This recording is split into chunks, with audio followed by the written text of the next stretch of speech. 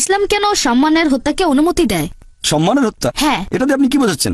ধরেন কেউ আপনার মাকে ধর্ষণ করলো আর আপনি সেখানে বিচারক, সেই ধর্ষককে আপনার সামনে আনা হলে আপনি তাকে কি শাস্তি দেবেন? তো প্রিয় দর্শক, বোনটি প্রশ্ন করলেন যে আমাদের মুসলিমে নাকি হত্যা করার অনুমতি আছে, কাউকে যদি হত্যা করে এটা কি অনুমতি আছে? সে বোনটি বলছেন যে কেউ আত্মীয় স্বজনকে যদি হত্যা করে তার প্রতিশোধ নেওয়ার জন্য তাকে যদি হত্যা করে এটা কি আমাদের ইসলামে অনুমতি আছে? তো মাশাআল্লাহ এই নিয়ে খুবই সুন্দর জবাব দিয়েছেন সরপ্রিয় ডাক্তার জাকির নায়েক।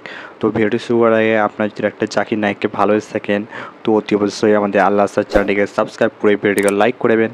আর এই চ্যানেলটি শুধু ইসলামিক প্রচারে বানানো হয়েছে, আপনার যদি ইসলাম ধর্মকে সত্যি ভালোবেসে থাকেন তো অতি অবশ্যই আমাদের আল্লাহ চ্যানেলটিকে সাবস্ক্রাইব করে ভিডিওটিকে লাইক করবেন। তো চলুন শুনুন কী বললেন সে বোনটিকে, যে কেউ যদি আমাদের আত্মীয় স্বজনকে বা আমার ভাইকে যদি কেউ হত্যা করে তার প্রতিশোধ নেওয়া কি এটা আমাদের ইসলামে জায়েজ আছে বা অনুমতি আছে? তো মাশাআল্লাহ খুব সুন্দর জবাব দিয়েছেন সরপ্রিয় ডাক্তার জাকির নায়েক। তো চলুন আমরা শুনুন কি বলেন সরপ্রিয় ডাক্তার জাকির নায়েক এই সম্পর্কে। আমার নাম ক্যারোলিন, আমি একজন সাংবাদিক। আপনার কাছে আমার প্রশ্নটা হলো, ইসলাম ধর্ম কি ক্ষমা করাকে উৎসাহিত করে? হ্যাঁ অথবা না, ইসলাম কি ক্ষমা করাকে উৎসাহিত করে? বোন, আপনি প্রশ্ন করলেন যে ইসলাম ক্ষমা করাকে উৎসাহিত করে কিনা। অবশ্যই করে। আর পবিত্র কোরআনে প্রত্যেক সূরা আরম্ভ হওয়ার আগে একটা কথা আছে, বিসমিল্লাহির রহমানির রহিম, দয়াময় পরম দয়ালু আল্লাহর নামে শুরু করছি। কিন্তু তাহলে হ্যাঁ বোন, আপনার দ্বিতীয় প্রশ্ন? হ্যাঁ, আমার দ্বিতীয় প্রশ্ন হলো, হ্যাঁ কোনো সমস্যা নেই। ইসলাম কেন সম্মানের হত্যাকে অনুমতি দেয়? সম্মানের হত্যা? হ্যাঁ। এটাতে আপনি কি বোঝাচ্ছেন? মানে কারো ভাইয়ের হত্যার বদলা নিতে হবে, আর সেটা হবে আল্লাহর নামে। প্রশ্নটা আজকের বিষয়ের বাইরে, তবে এটা জানা আমার জন্য জরুরি। আপনি প্রশ্ন করলেন সম্মানের হত্যা মানে কেউ হয়তো একজন মানুষকে হত্যা করলো প্রতিশোধ নেওয়ার জন্য। হ্যাঁ, এটার কথাই বলছেন? হ্যাঁ, আমি বেশ কিছু বই পড়েছি আর অনেক জায়গায় দেখেছি মানুষজন বলছে তাদের অনুমতি আছে অন্য কোনো মানুষকে হত্যা করার, কারণ তাদের ভাইকে আরেকজন মানুষ হত্যা করেছে। বোন খুব সুন্দর প্রশ্ন করেছেন যে ইসলাম যদি ক্ষমা করাকে উৎসাহিত করে তাহলে সম্মানের হত্যার অনুমতি রয়েছে কেন। আপনি খুব সুন্দর প্রশ্ন করেছেন বোন। যদি ভালো করে দেখেন পবিত্র কোরআনে বলা হয়েছে সূরা বাকারা অধ্যায় 2 আয়াত নম্বর 178, হাদ শাস্তি, এখানে মৃত্যুদণ্ড, আর সেটা হবে কিসাসের ভিত্তিতে।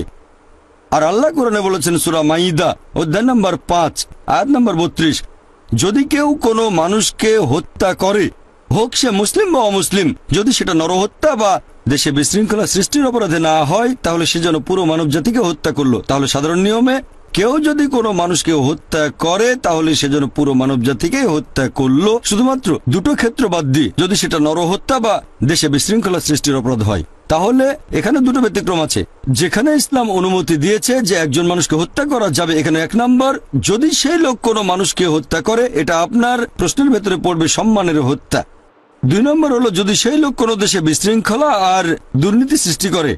আবারও এটা কিন্তু বাধ্যতামূলক নয়, যদি কেউ আরেকজনকে হত্যা করে এটা বাধ্যতামূলক নয় যে তাকে হত্যা করতে হবে। ইসলাম বলছে যে সেই নিহত লোকের আত্মীয় স্বজনেরা যদি রক্তমূল্য নিয়ে হত্যাকারীকে ক্ষমা করে দেয় তাহলে হত্যাকারী কোনো শাস্তি পাবে না। তবে সাধারণ পরিস্থিতিতে যেটা হয়, ধরেন কেউ আরেকজনকে হত্যা করেছে আর আমি চাচ্ছি তার মৃত্যুদণ্ড হোক, কারণ হত্যার অপরাধ, এটা শাস্তি হলো মৃত্যুদণ্ড। আমি আগেও বলেছি যে আগের ধর্মগুলোতে যেমন বাইবেল চোখের বদলে চোখ, দাঁতের বদলে দাঁত, এভাবে চলে এসেছে। এখানে আমরা বুঝতে পারছি যে ধরেন আমি একজন মানুষকে চিনি যে অন্য মানুষকে হত্যা করে, নিরীহ মানুষকে হত্যা করে, তাকে হত্যা না করলে সে তো মানুষদের হত্যা করতে থাকবে। তাহলে এই আইনটা শুধু ইসলাম ধর্মেই নয়, পৃথিবীর বেশিরভাগ দেশে এই আইন আছে। যদি কাউকে হত্যা করা হয়, যদি কেউ কোনো মানুষকে হত্যা করে, দেখবেন অনেক দেশেই হত্যাকারীর মৃত্যুদণ্ড অথবা যাবজ্জীবন কারাদণ্ড হয়। ইসলামে একই, যদি সে কাউকে হত্যা করে প্রয়োজন হলে তাকে হত্যা করা হবে। তবে নিহতের আত্মীয় স্বজনেরা হত্যাকারীকে ক্ষমাও করে দিতে পারে যদি তারা চায়। তারা চাইলে হত্যাকারীকে ক্ষমা করতে পারে, কিন্তু তারা যদি চায় হত্যাকারীকে মৃত্যুদণ্ড দিতে হবে তাহলে মৃত্যুদণ্ড দেওয়া হবে। আর দ্বিতীয় যে কারণে মৃত্যুদণ্ড দেওয়া হয়, যদি সে দেশে দুর্নীতি সৃষ্টি করে। যেমন ধরেন একজন লোক কাউকে ধর্ষণ করলো, ধর্ষণ করা এটা আসলে দেশের মধ্যে দুর্নীতি সৃষ্টি করা। এরকম হলে সেই লোককে মৃত্যুদণ্ড দেওয়া উচিত, কারণ এটা একটা খুবই জঘন্য অপরাধ, এটা খুবই বড় অপরাধ। তাই এখানে মৃত্যুদণ্ড ছাড়া আর কোনো শাস্তি নেই। আমি অনেক অমুসলিমকে এটা জিজ্ঞেস করেছি, আল্লাহ না করুন ধরেন কেউ আপনার মাকে ধর্ষণ করলো আর আপনি সেখানে বিচারক, সেই ধর্ষককে আপনার সামনে আনা হলে আপনি তাকে কি শাস্তি দেবেন? তখন সেই অমুসলিমদের সবাই বলেছে যে আমি তাকে মৃত্যুদণ্ড দেব। অনেকে এরকম বলেছে আমি তাকে যন্ত্রণা দিয়ে হত্যা করব। তাহলে দ্বিমুখী নীতি কেন? আমেরিকাকে এখনকার দিনের সবচেয়ে উন্নত দেশ বলা হয়ে থাকে। FBI এর পরিসংখ্যান অনুযায়ী 1990 সালে প্রতিদিন 1756টা ধর্ষণের ঘটনা ঘটেছে। 1996 সালের পরিসংখ্যান অনুযায়ী US ডিপার্টমেন্ট অব জাস্টিসের প্রতিদিন 2713টা ধর্ষণের ঘটনা ঘটেছে। 1990 সালে 1756টা, 1996 সালে 2713। হয়তো আমেরিকানদের সাহস বেড়ে গেছে। তার মানে প্রতি 32 সেকেন্ডে আমেরিকাতে একটা ধর্ষণের ঘটনা ঘটছে। আমরা এই অডিটোরিয়ামে আছি প্রায় 3 ঘন্টার মতো। এই সময়ের মধ্যে আমেরিকাতে 300টা ধর্ষণের ঘটনা ঘটে গেছে। ইসলাম ধর্মে হিজাবের বিধান আছে, আমার লেকচার আগেও বলেছি। একজন পুরুষ কোনো মহিলার দিকে তাহলে দৃষ্টি নিচু করবে, মহিলারা ইসলামিক হিজাব পরবে, এই ব্যাপারে আগেও বলেছি। এরপরেও কোনো পুরুষ ধর্ষণ করলে তাকে মৃত্যুদণ্ড দেওয়া হবে। অন্যদিকে আমেরিকান আইন বলছে 7 বছরের সশ্রম কারাদণ্ড। তবে বেশিরভাগ সময় তারা এমনিতেই ছেড়ে দেয়। অমুসলিমদেরকেও যদি জিজ্ঞেস করেন ধর্ষণের শাস্তি কি হবে, সবাই বলেছে শাস্তি হবে মৃত্যুদণ্ড। একবার এক আমেরিকানকে পেয়েছিলাম, খুবই স্মার্ট। সেই আমেরিকান বলেছিল, ভাই জাকির, প্রথমে আমি তাকে 5 বছরের সশ্রম কারাদণ্ড দেব। আমি বললাম, আপনি কি জানেন আমেরিকার পরিসংখ্যান অনুযায়ী যেসব লোক ধর্ষণের মতো অপরাধ করে, কারাদণ্ড ভোগের পর যখন তারা আবার ছাড়া পায়, 95%-এর বেশি লোক আবার ধর্ষণ করে। যদি চান আপনার মা মেয়ে ধর্ষিতা হোক, সেটা আপনার ব্যাপার, আমরা সেটা চাই না। সে তখন বলল, এরকম হলে প্রথমবারে মৃত্যুদণ্ড দেব। এই ধরনের ক্ষেত্রে দেশের ভেতরে দুর্নীতি সৃষ্টি, যেমন ধর্ষণ ইত্যাদি, ইসলাম অনুমতি দিয়েছে। এরকম ক্ষেত্রে মৃত্যুদণ্ড দেওয়া যাবে। আশা করি দেব। আমার নাম রাহুল ভাটিয়া, আমি পেশায় একজন ইঞ্জিনিয়ার। আপনাকে আমি একটা বিষয়ের উপর প্রশ্ন করতে চাই। পবিত্র কোরআন বলছে ধর্মের ব্যাপারে কোনো জবরদস্তি নেই। এটা হলো 1 নম্বর পয়েন্ট। আর 2 নম্বর পয়েন্ট হলো যে একজন মুসলিম ধর্মান্তরিত হতে চাইলে তার শাস্তি হবে, আল্লাহ না করুক, সেটা হবে মৃত্যুদণ্ড। আমার মতে এই ব্যাপারটা মনের মধ্যে একরকম জবরদস্তি সৃষ্টি করে যে ধর্মান্তরিত হলে আমি এই শাস্তি পাবো, সেজন্য এটা করতে পারবো না। এই ব্যাপারটা সম্পর্কে একটু পরিষ্কার জানতে চাই, আর আমি নিশ্চিত যে এই ব্যাপারে একটা ব্যাখ্যা আছে। ভাই, খুব সুন্দর প্রশ্ন করেছেন। আপনি কোরআনের একটা আয়াত বলেছেন কিন্তু কোনো রেফারেন্স দেননি। সূরা বাকারা অধ্যায় নম্বর 2 আয়াত নম্বর 256 বলা হয়েছে, দিনের ব্যাপারে কোনো জবরদস্তি নেই। আর দিন বা ধর্মের একটা অংশ আপনি কারো উপর জোরাজোরি করতে পারবেন না, তরবারি দিয়ে অথবা বন্দুকের নল ঠেকিয়ে। আপনার পরের প্রশ্নটা যে যদি কোনো মুসলিম ধর্মান্তরিত হতে চায়, এভাবে অমুসলিম হয়ে যায়, নিজের ধর্ম ত্যাগ করে, তাহলে তার শাস্তি হচ্ছে মৃত্যুদণ্ড। এটা কি এক ধরনের জবরদস্তি নয়?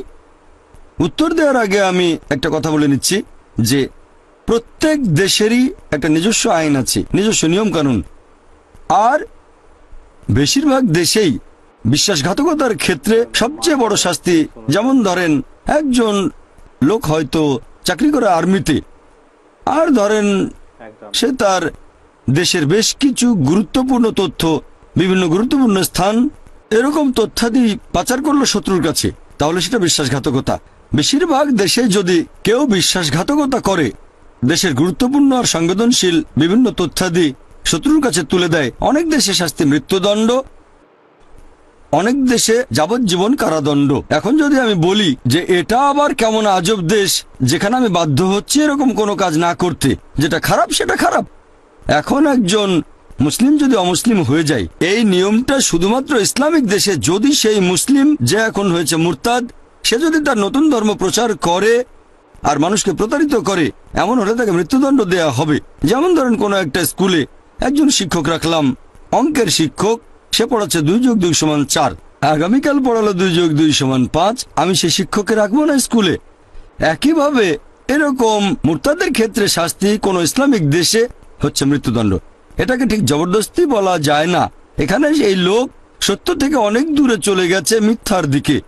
তবে কোনো মানুষের ইসলাম ধর্ম গ্রহণের কথা যদি বলতে হয়, কোনো মুসলিম একজন অমুসলিমকে ইসলাম গ্রহণে জোর করতে পারবে না, তরবারি ঠেকিয়ে অথবা বন্দুকের নল ঠেকিয়ে। আমাদের কাজ হলো আমরা আল্লাহর বাণী প্রচার করব, পছন্দ হলে গ্রহণ করবেন, না হলে গ্রহণ করবেন না।